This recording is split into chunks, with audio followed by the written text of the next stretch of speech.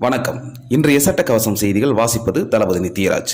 கோயம்புத்தூர் மாவட்டம் ஆனமலை அருகே உள்ள வேட்டைக்காரன்புதூர் கிராமத்தில் கடந்த 9 ஆண்டுகளுக்கும் மேலாக ஐஸ்மார்ட் மழலைப்பள்ளி நடைபெற்று வருகிறது.